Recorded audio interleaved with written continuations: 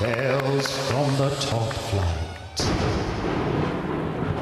Chris, you are an absolute legend, sir. How are things on the Costas?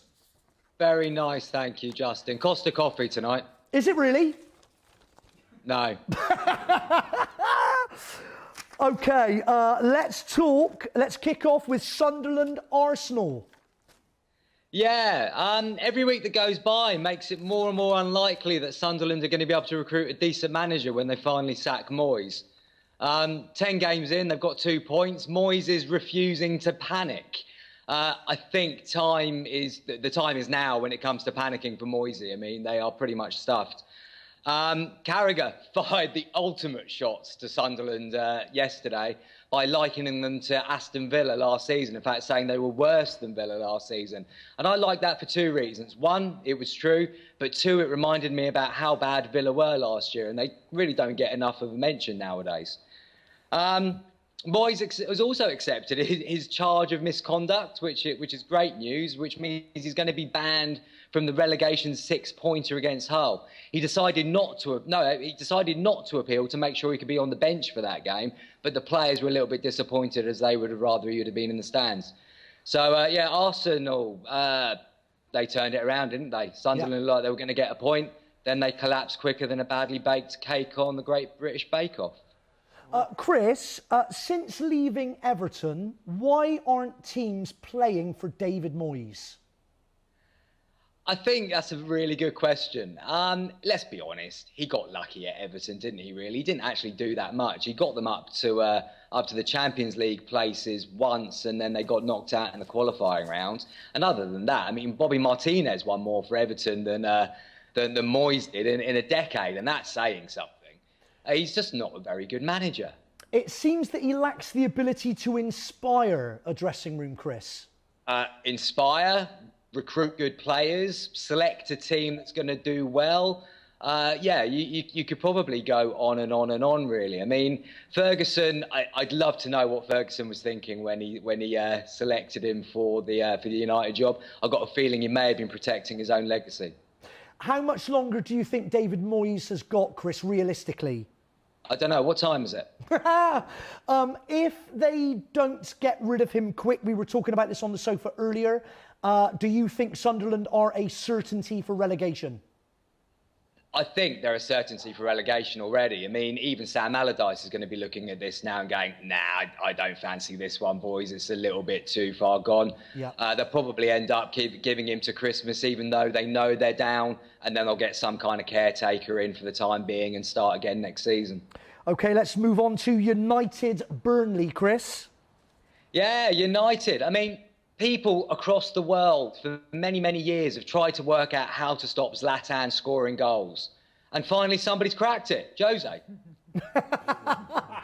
I mean, yet another game at Old Trafford where the opposition goalkeepers put in an absolutely superhuman performance. But how many more games does it take, really, before people start to question United's finishing ability? Got to give Jose some credit, however. He did manage to eke a clean sheet out of a team that had Marcus Rocco in the back four, so he's not lost it completely. That takes a little bit of talent, but he's going to be delighted when he saw what Pogba was up to yesterday, wasn't he? I mean, the whole Pog bunny thing. Yep. Pays 89 million quid for a rabbit that goes missing down a hole every weekend. Really disappointing. Unbelievable. We had 2 Chelsea fans on the sofa tonight earlier on, Chris. And Stephen said that, as a Chelsea fan, he thinks Mourinho needs to take a break from football. Would you agree with that?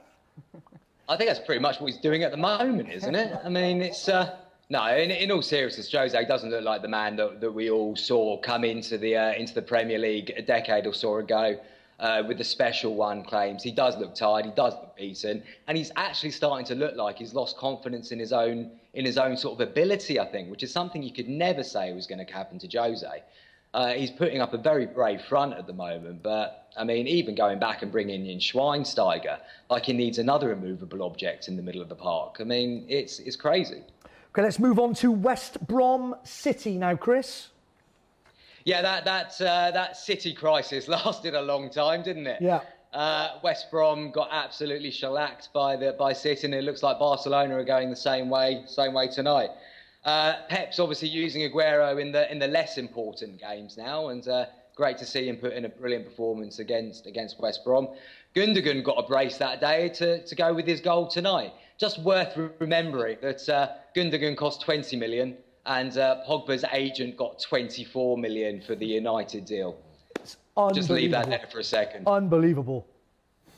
Fair play to the West Brom fans. They were probably the real stars for West Brom at the weekend, with a great song of "We've lost the ball" every time they lost it to City, turning it around to "We've got the ball" on the rare occasion that they managed to keep it for a hoof up the pitch. Would you still be tipping Manchester City for the title at this rate, Chris, at this stage of the season? I did have them down to win it at the start of the season, which almost guarantees that they won't. The crisis was a little bit overstated, really. I mean, Pep is an absolutely quality manager. He's going to work out week by week what he actually needs to do to win this league. And, yeah, I think they're still the team to beat. Well, let's talk about Palace and Liverpool. Based on Liverpool's result at Palace, do you think Liverpool are City's main title contenders? I don't know about main, but they're certainly the most entertaining. I mean, no disrespect to Spurs with the guy on the sofa. Spurs was superb when they beat City. One of the best performances I've seen in the Premier League for many, many years. But with Liverpool, you are getting genuine entertainment at the moment. I mean, Kloppo's gone out there. He's even managed to win a game with Mourinho back in the side. I mean, Mourinho probably needs to learn that he gets a little bit tighter to the winger when he's about to put a cross in. He doesn't have to be 10 yards back. It wasn't a free kick. But to be fair to him, he did get closer than anyone got to Matip when he scored his goal. So it's no, Liverpool looking good. I'm enjoying them at the moment. Chris, Klopp doesn't seem to be overly concerned about conceding either. I think when you look at the front guys they've got playing at the moment, I mean, Sturridge was on that list of potential outcasts that people might like to see at their club. There won't be many Premier League teams that would turn down having Daniel Sturridge for a decent price. The guy's got goals in him. But his work rate isn't what Klopp wants. Danny fancies the guys that he's picking at the moment, and they are doing an incredible job.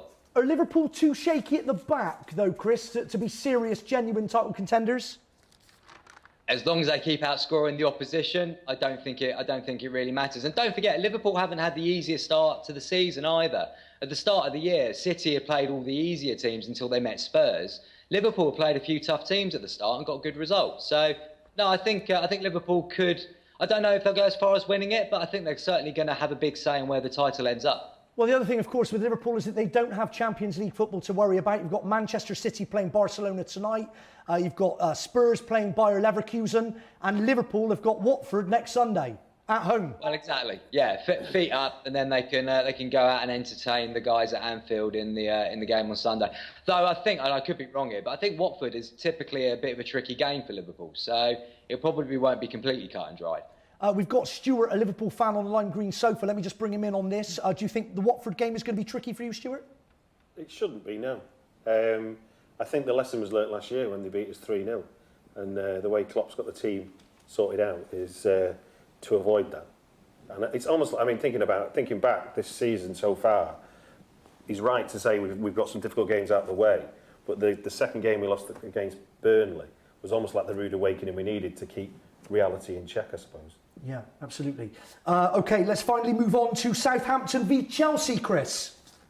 Yeah, that was a surprising game from my point of view. I did actually think that Southampton might get a draw out of it. But Antonio Conte headed into the match with sort of a big motivation to shove some words back down Sir Alex's mouth.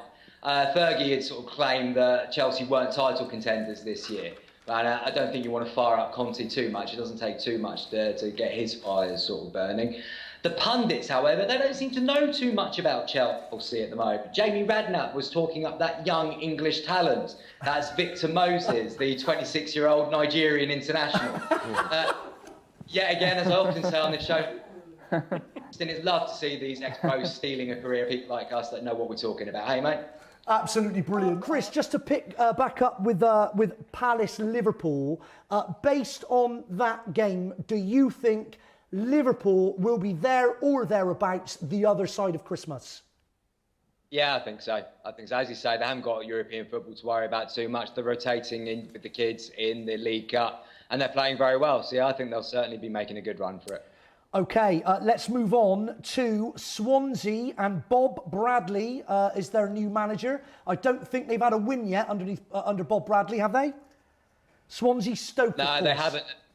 No, they haven't. The young English talent that's Wilfred Boney finally turned.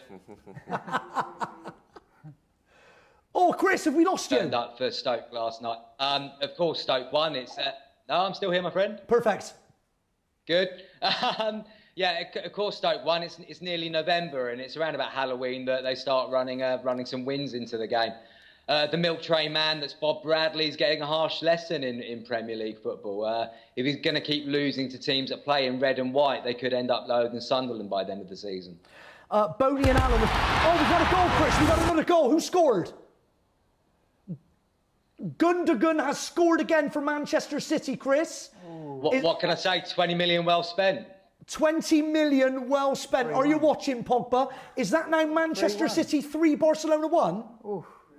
Outrageous. You wouldn't have bet on that before kick-off, would you, Chris? Man City 3, Barcelona 1? Wow. No, I thought Barcelona were going to turn them over quite comfortably, but as we know, I know nothing. Chris, before we love you and leave you for another night, briefly, Leicester finally get their first point away from home. Your thoughts on that, please?